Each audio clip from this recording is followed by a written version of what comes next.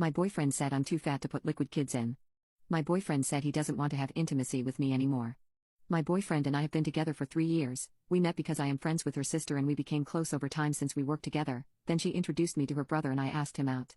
I thought he was fine, until a week ago he told me that he no longer wanted to have intimacy with me. He said he loves me but he doesn't want intimacy anymore. I asked him the reason and he mentioned that he is not attracted to me intimately or physically, just emotionally and lovingly. I asked him what about my appearance does he not like? He said he didn't like how big my rolls were getting and he hated having to push back stomach to go inside of me. I must say that my appearance really is not the best. I am fat, around 165 pounds and I am 5 feet 4 inches. I have polycystic ovary syndrome and insulin resistance so it is really difficult for me to lose weight. I also have a lot of hair on my leg area and facial area on my chin. I always try to shave, and I really diet and exercise but I can't lose weight. He, on the other hand, likes to take care of his body, goes to the gym and also eats healthy. What he said really hurts me. He doesn't find me attractive, and it makes me doubt too much. In the first place because I don't understand why he agreed to go out with me. Did he do it out of pity? Why doesn't he break up with me? Why did he wait 3 years to tell me he doesn't like me like that? Besides, does he want to sleep with other girls? He has a pretty high libido, and when we had intimacy he really enjoyed it or something? Or did he just have intimacy with me out of obligation until he couldn't stand it anymore? He also makes me ashamed of myself. I can't tell anyone. I really feel that is embarrassing. I want to clarify a few points. Intimacy really isn't that important to me. I think what hurt me was the fact that I thought I wasn't attractive to my boyfriend. If my boyfriend, now ex, was asexual, I would have gladly supported him. As I said, intimacy is indifferent to me. In fact, almost every time we had intimacy, my ex-boyfriend was the one who initiated it. In the morning, I asked my boyfriend if we could talk, he agreed. I asked him what he meant about him not wanting to have intimacy. Whether he was just with me or in general. At first he was very hesitant to answer but he ended up saying that he doesn't want to have intimacy with me. I asked a lot of questions, like, if you don't want to have intimacy with me, how are you going to satisfy yourself? He told me that he was hoping to open the relationship or something, that telling me that he didn't find me attractive was a roundabout way to tell me to open our relationship, according to a friend of his. I'm not interested in that kind of thing. I really always thought that to have an open relationship it's better to be single. So I simply told him that I was sorry but that unfortunately I don't share the same ideals as him and that it was better to break up. We don't live together, but I spent most nights at his house. After talking I simply went to work. He has been sending me messages that he wants to talk, that I have to think carefully because I am throwing 3 years away, that my good friendship with his sister is going to go down the drain if we break up. When I didn't answer him, he started insulting me, saying things like I don't think you'll find someone like me with your weight, I only went out with you out of pity and because my sister asked me to, oh. He also called me a fat B-word. I really believed I was the problem. I blocked him recently. I've been crying because despite everything he says hurts. Besides, I have many things in his house that I want to recover. My coward ex is trying to get me back. After he let his mother torture me for years. My ex and I were married for well over 5 years and together for 10. His mother was a nightmare. She would spend her time belittling me and tried humiliating me. I could take it as I loved my husband and didn't want to make him choose between her or me. Of course I would always tell him what she would be doing and he would always brush it off as her being a loving and overprotecting mom. When she would say something racist, I am Hispanic and they are white, he would laugh it off. When she would make a comment of me being a gold digger, even though I earned more than my ex, he would just say oh mom. He would also get mad at me if I ever stood up for myself. But the straw that broke the camel's back is when we had our daughter. My mother-in-law would always try to parent her and say that I would do something wrong. My daughter has an irritable colon and she cannot ingest any kind of oils or artificial things. And guess what that loony of a woman did? She fed my 3-year-old daughter essential oils. She is not anti-vax, just very stupid, to make her go to sleep. She was in the ICU. I had it and I confronted my husband who said, she only did what she thought was best. I lost it. I went to my parents and drafted a divorce agreement. That's the best course of action. I saw a post earlier describing a situation that is much more dangerous than mine involving allergens and an EpiPen. His face was like that Pikachu meme when I served him. He didn't know why I was doing that because we were happy. So now a year has passed and my life was hell. My monster-in-law tried every dirty trick in the book to take my daughter. To name a few, she accused my brother of inappropriately touching her, she accused me of neglect, she accused me of taking substances and leaving them in reach of a toddler, I take thyroxine for heaven's sake, she accused me of endangering my daughter by leaving a random man in my house, and the list goes on. During this time the excuse of my ex was that I broke his heart and I had to understand his mother. She only wants what's best for him. Luckily I got good representation and even got my daughter full-time minus some weekends or visitation. I could prove that my daughter was endangered by his mother.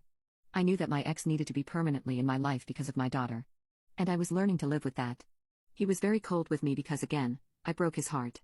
Now two things have come together. My ex-brother-in-law got married to an African-American woman, so of course my ex-mother-in-law flipped. I started dating again.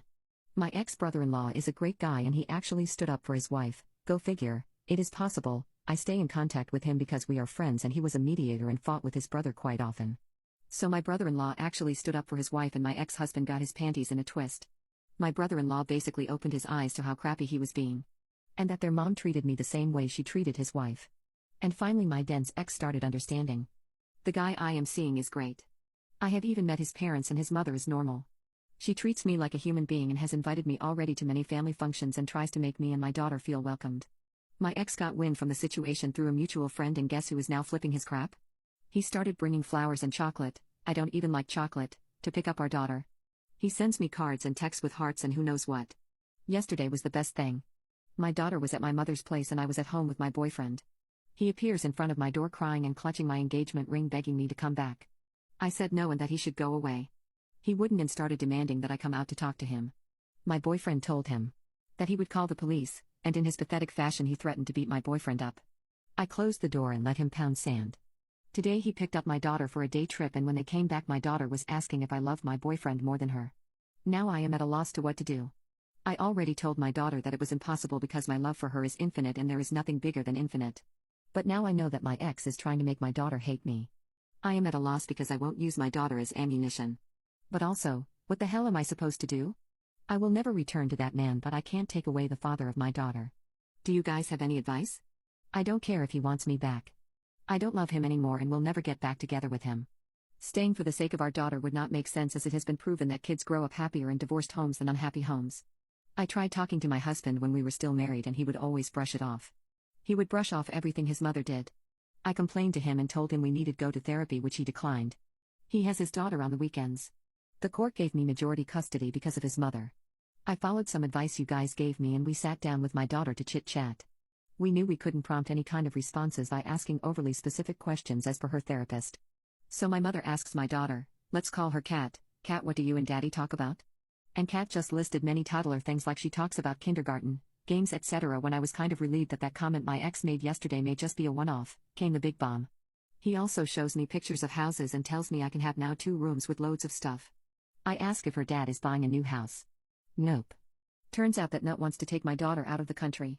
He shows her pictures of beach houses and even bought her a bag so she can put her stuff inside it. Which explains why so many of her clothes have gone missing. At first I thought that maybe my ex hadn't told me yet because it hadn't come through. But no, he told my daughter to keep this as a secret because mommy would get sad if she knew that daddy was going away. I didn't have enough evidence to request an ex-parte, also known as emergency child custody. So my lawyer and I had to work on steps to prevent child abduction. We got a custody decree that included provisions including passports, travel restrictions etc. We also had to be very wary of the signs. He in fact quit his job and on a realtor's page, I saw that he was putting his mother's house on sale. That in my daughter's words was all we needed to notify law enforcement for them to keep an eye out. I couldn't prevent my daughter from seeing her father. We tried to continue business as usual without my daughter feeling something was up. I got a call from the police department regarding the passport situation. My daughter's passport had expired very recently, 5 years validity. My ex-husband had tried to request a passport for my daughter without my knowledge. Which was stupid because even without the decree, I had to be present or submit a notarized document of me stating that he could request the passport. After that things actually went very fast. He was investigated because he violated the decree and it was found out that mother-in-law had bought 3 tickets with no return date to Mexico. I could request an ex-parte. After a crap ton of documents I submitted it. In most cases the judge will evaluate behind closed doors. We had the hearing yesterday, it takes usually 10 to 20 days, which was very good for me. At the moment, I have sole custody for my daughter. This is all temporary. My ex has visitation rights if I was present but he can't take her anywhere. This is once the investigation of him is closed. I was cursed out by my ex and ex-mother-in-law and they said they will try to contest this but they have no leg to stand on. My daughter will continue in therapy. Especially after this. I will not prohibit him from seeing her but he needs help. My parents want my wedding to be a party for my golden child's sister. I'm planning to elope because my parents are trying to make me agree to letting my sister's boyfriend propose to my sister at my wedding. My baby sister is the golden child. Or maybe that's unfair to say. She survived cancer when she was a child. It was the darkest period of my parents' life. I don't remember much of it because my parents shielded me from the horrific truth. I knew she was sick and I remember all my childhood spent in hospitals, but never did I know that my sister almost died until many, many years later. I was 12 and she was 10. After she beat her sickness, she became the obvious favorite in the house. She got everything she wanted and sometimes it was at my expense. I resented that, but I always heard that I was a naughty girl for being jealous of my hero's sister. My sister grew up to be a brat. Now 20 years later she's still bratty, although we get along a lot better than when we were teenagers/young adults. My wedding is in July. Neither my fiancé nor I have the money for a big wedding. We settled for small wedding, 30 people, at my fiancé's grandparents who have a beautiful house with lake view. My parents, when they heard this, said no way and offered to pay for a bigger wedding and better venue. We didn't agree at first, but later we did not want to disappoint them. It seemed like it was important to them. Last week my mom invited me over. My dad, mom and my sister's boyfriend asked me what I would think if my sister's boyfriend proposed to my sisters during the wedding, so it becomes an engagement party as well as a wedding. Mom has seen reels on Instagram about people proposing to maid of honor/bridesmaids and thought it cute. My sister is my maid of honor. I said no, that's ridiculous, and laughed. My mom was livid. She told me I was selfish and ungrateful and I accused her of favoritism. I told her I always thought it was odd that you'd pay for my wedding, but now I know the reason why. She started crying and kicked me out of the house. Later both she and my future brother-in-law sent me texts warning me from exposing their plan to my sister. My fiancé was disappointed but not sure what we could do. My parents have spent almost $30,000 and it's too late to cancel. My mother called me today to plan the proposal and I begged her not to ruin my day. She told me since she was paying she can make requests and that I should let go of my jealousy and resentment towards my sister because she's innocent in all of this. But the thing is, this day will be about my sister. I told my fiancé to ask his grandparents if they're still willing to host my wedding. If they're, I'll revert to our original plan. If not, I will just elope. Not sure yet if I'm going to tell my family and cancel the wedding or just let them have their grand proposal party. None of my family is invited to my wedding, including my sister. I refused to let them win and had my wedding without them. I had a back and forth texting with my future brother-in-law, where he called me jealous and bitter. I have now blocked him. He texted my fiancé apologizing, but we didn't answer. I must start with saying that I really tried my best to negotiate and compromise with my family and truly explain that this was hurting me. I have nothing against my sister and, to be honest, nothing against her getting engaged on my wedding, but the principle that it was made very clear to me that I had absolutely no opinion or say in what was going to happen on what's supposed to be my special day was where I drew the line. It wasn't a wish or a request. It was a matter of fact and it was decided. So I told my mom that I'm not going to attend the party she's paid for. Maybe they should just make it an engagement party instead. She got very upset and told me that the engagement was supposed to be a surprise. I told her that I was just giving her the heads up since she's about to lose an insane amount of money. She didn't take me seriously, like I wasn't going to cancel my wedding because of a trivial thing. What she didn't know is that I've already made plans to get married a week earlier at my grandparents-in-law. We invited our closest friends and some even had to book earlier flights and take more vacation days. For these people I was extra grateful. What was left was my sister. I'd been back and forth arguing and negotiating with my parents and future brother-in-law. I decided that even if this would ruin her surprise, I had to tell her, so I did. She wasn't really happy with my mom, but she was more upset that I ruined her surprise, and she, as I expected, thought I could have just sucked it up and gone with the flow. I didn't tell her about my new wedding date. The wedding was dreamlike. In the back of my head I was hurt the people who loved me the most weren't there, but I pushed that thought away and refused to let it ruin our day. My husband was amazing. He promised to make me happy for the rest of my life and to make up for every heartbreak I've experienced in my past. My in-laws surprised us with upgrading our honeymoon to a 5-star hotel. I had my friends and some cousins and my favorite aunt attending. We asked them not to live stream or upload any pictures to SM until we're already on our honeymoon. We also asked them not to engage in any altercations online with my family. Today my mom made long Facebook/Twitter/Instagram posts bashing me and my husband. Calling me ungrateful and disrespectful with pictures of my wedding. Telling people I've cost her a big chunk of her savings and she's now demanding compensation. Her Facebook post was shared about 200 times and the majority of my extended family is angry with me. She never once tried to contact me. I really thought she would bombard my phone. Instead, both her and my dad announced that they're cutting me off and are expecting compensation. Will commented that I ruined his surprise, and my sister made a post about being tired of jealous bees and haters. None of the people we invited has commented, even though some of them were directly attacked, so they respected our wishes. My wife gave birth to a black baby. We're both white. And our baby looks just like her best friend. My wife, 30, and I, 31, have been in a happy marriage for 6 years. The reason why I put happy in quotes is because it was all a lie. We have been trying for a child for 3 years now. We tried everything, calendars of her ovulation, different positions, fertility treatments, etc. When I went to the doctor, they said my sperm count was low, but it was still possible for me to have kids. It felt like we were never going to have a child of our own. I was about to give up and look into the idea of adoption when my wife surprised me. She blindfolded me and brought me to a room full of clothes. She made me pick up each piece of clothing and guess who it was for. They were all small and I was confused as hell. That's when she told me, She was pregnant. I was thrilled. I bought everything we needed for the baby, I took care of her every need. All I cared about was that she was my wife, and we were finally getting a product of our love. When she gave birth, I was the one holding her hand while she screamed and pushed. I was the picture-perfect husband. When our baby boy was born, we were ecstatic. But there was something that immediately caught our attention. He had dark skin. Like, really dark skin. It's impossible for him to be ours biologically given our backgrounds. We're both European white, our skin is so pasty that a bruise would stick out like a sore thumb. I thought we were happy that we finally got our dream of having a baby. But there's no way this baby is mine. It's all starting to make sense. Her best friend is a black man. I mean, if I look at the baby closely, I could see his nose. I confronted her and she begged me to believe me. She said there had to have been some sort of mix-up. I told her that her and her BBC can have their happy little family now. She was sobbing when I left, but I refused to look at her at all. Her and her family have been blowing my phone up, begging me to give her a chance to explain. I love her, but I can't have some black dude ruin my life forever. Turns out I'm just a jerk. After weeks of ignoring her and telling all of our friends that she was for the streets, she forced me to listen to her. We had Life 360 with each other, and I absolutely forget I had the app. She tracked me down to a nearby McDonald's and nearly dragged me away by my ear. I don't hit women, so I just let her. She brought me to her car and I literally thought she was about to unalive me or make me watch her and her little BBC action. She pulled out some paperwork and shoved it in my face. It was a paternity test. Turns out she grabbed my toothbrush and hairs and compared it to the little black baby's DNA. It was a match. I could hear Maury screaming, "You are the father," in my ears. I was so embarrassed. I started to try to apologize to her, but she just slapped me, then hugged me. It was the worst whiplash I've had in my life. She dragged me off to our house and my mom was there. It was like some sort of intervention. Turns out, I'm not completely pasty white. My mother admitted to cheating on my father years ago with some BBC dude. Turns out I'm an affair baby. My father had some suspicions for years, but when I was born, he finally stopped bugging her about it. Why? She couldn't have cheated because I was white, just like him.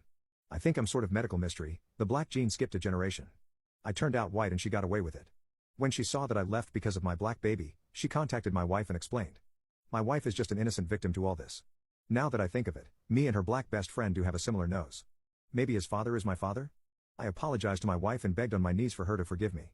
She said that as long as I use my new BBC status on her, she'll take me back. Maybe we'll have more little mixed babies. I have a lot of making up too. I missed the first month of my son's life. Could I be the jerk for calling off a wedding because my fiancé is extremely frugal? I 31 struggle with my fiancé's 32 frugalness and not sure if I want to marry him anymore after 3-year relationship. I met my fiancé 3 years ago. He came out of an abusive marriage just 2 years before we met. One of her absolute abuses was financial. She bled him dry. Made him buy expensive jewelry only to give it away or break it after an argument. Designer shoes, clothes, big house cars. Caribbean trips. You name it, she made him pay for it. She also took him to the cleaners in the divorce. However, my fiancé is very well off. He makes far over 6 figures, almost 7. On top of that, he inherited a few millions from his grandfather and his parents gifted him and his siblings also a few cool millions. So yes, the financial abuse was bad, but he does not suffer financially. He has more money than he will ever need. So last year I moved into his house. I do not pay rent, but I split the bills and buy food. I pay for my own clothes and jewelry. I have a good job and I can take care of myself. However, things have been taking a turn for the worse and I feel miserable. His house was empty when I moved in. He had hand-me-down furniture. Maybe 3 forks and 2 knives. He wouldn't put on the heating so the house felt cold and moldy. He has no curtains, no decorations. His ex took everything not bolted down and he was too cheap to replace it. Just imagine $1 million house like that. I am grateful that I can live in his house. It is something I could never afford myself. But I didn't want to live in squalor. So I bought some kitchen supplies, some furniture. But at some point I realized I was dipping in my savings all the time and he did nothing. I looked into curtains, but those things are expensive. His house has so many windows it is crazy. I didn't want to pay for this anymore. I told him I needed a fund to furnish his house. He blew up at me that I was just with him for his money. I pointed out all the money I spend on his house. The gifts and the trips because he pays for nothing ever. Because he wants to be sure I am not here for the money. The fact is, if we break up I have nothing. The house is not mine. If I spend all my savings on his house I will be left with absolutely nothing. He wants a prenup and I am fine with that, but I can't help but feel used. Next to that, I am jealous of his ex-wife. I feel like she got treated and I am neglected. He proposed to his ex on a cruise with a $10,000 white gold diamond ring. I got the rhodium-plated Swarovski stuff that might cost like $100. The proposal was at a picnic in the park I organized, paid groceries for and slaved in the kitchen for. I almost said no out of pure disappointment. However, I am afraid to bring it up and to be called a gold digger. I don't want to be funding a millionaire's lifestyle. He loves everything as long as I pay for it. As soon as he has to pay, it is frivolous, unnecessary. I can live like a poor person by myself. At least the fact there are literal millions lying around doesn't hang over me to bum me out, and I would just be paying for my own lifestyle. Would I be the jerk for calling off a wedding purely for financial reasons? Because I love this man, but I imagine our cheap wedding in contrast to his ex or extravaganza. Will our future kids be able to have some luxuries? Or only if I pay for it? What if I ever become a stay-at-home mom? Will I have to beg to put the heating on? I know the abuse is not made up. His family and friends told me separate stories of the abuse they witnessed.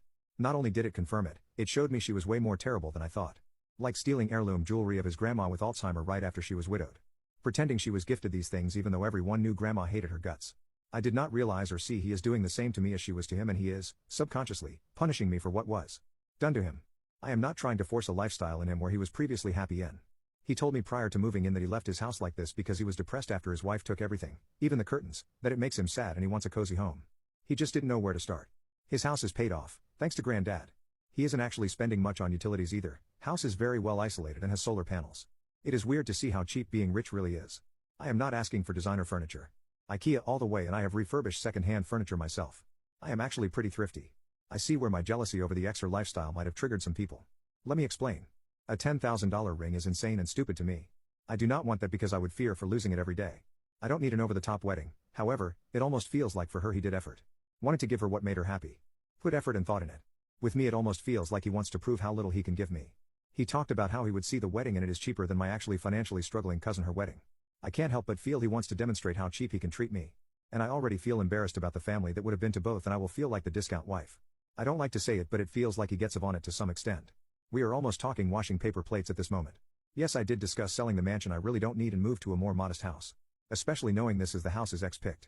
He doesn't want to do that. He loves this house. But I feel really intimidated living in a house I could never afford anyway. And so many large windows. Sheesh, I haven't talked to him yet, but pause on the marriage and counseling is a must. I already am looking for IC because I realized I might indeed be too much of a people pleaser, allowing him to control me with the ghost of his ex. I also am going to separate for a while. I am looking to rent something for a few months so I can get some space. I can't deal with my crazy Christian husband anymore. Am I the a-hole for disrespecting my husband's religious views? I have been married to my husband Peter for 17 years. We have 2 kids, Joan and Eric. Peter and I have been best friends for the majority of our time together, but things changed. About a year ago, Peter got into a car accident. He got hit by a drunk driver, and was in a coma for a month. It was a really rough time for the family, and the kids and I were pretty much constantly by his side when we weren't at work or school. Thankfully, he pulled through, and he was able to get back to his life after months of recovery and intense physical therapy.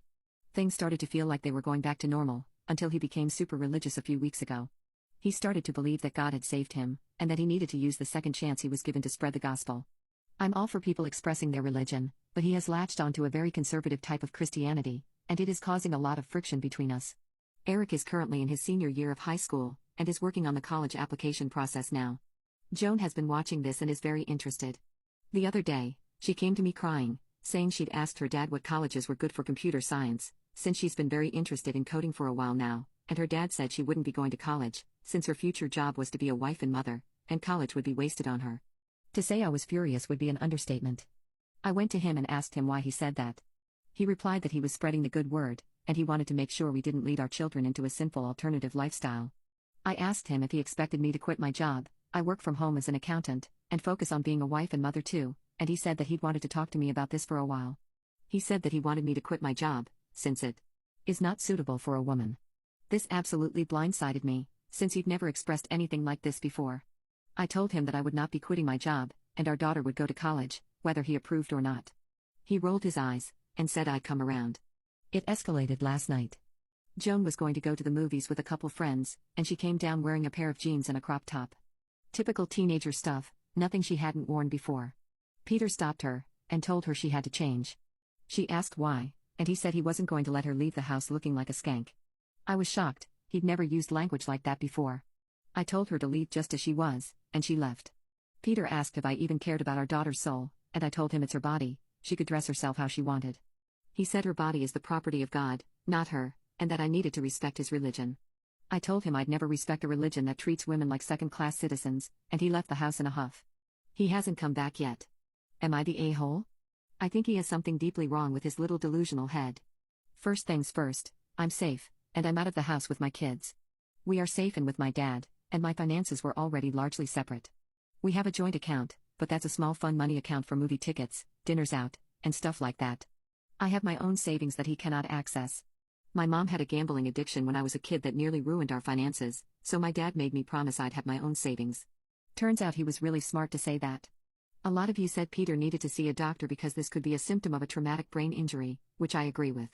The problem is, since he was discharged months ago and the more worrying symptoms happened recently, I can't force him to get treatment, especially since nothing he said would be considered threatening. I had a call with him yesterday. He asked where I was, and I refused to tell him. He didn't get upset, thankfully. He asked why I took the kids and left, and I told him he wasn't the man I married anymore. I told him that things seemed to be getting worse, and that I needed him to see a doctor because this wasn't normal. He dismissed all of my concern, saying that he was finally being the sort of man he was supposed to be, and that the medical mafia is trying to make the godly parts of him disappear. I again told him that he wouldn't be seeing the kids or me until he saw a doctor. As soon as I said that, he hung up. I already blocked him on social media, but my brother sent me a screenshot soon after of a Facebook post he made. It was an unfocused rant that went on for several paragraphs about how doctors and Satan had gotten to me and that I was hurting our daughter by letting her wear sinful clothing and that I was setting her up to be harmed by vicious men in the workplace. All the comments were his friends telling him he was scaring them, nobody was on his side. He said they had to cast Satan out of their hearts. When I saw this, I couldn't stop crying. I knew it was over then. There's no way I could make him better if he doesn't want to get better. I sat the kids down and told them I was going to start the process of getting a divorce. They took it really well, and Joan just kept saying thank you. I asked her if anything had happened other than words from him that I didn't know about, and thankfully she said no, and Eric said the same. We're safe, and he can't get access to my finances. I'm looking for a place of our own since the house is in his name, and I'm going to send my brother and his husband to get our stuff while he's at work tomorrow. I'm looking into lawyers now.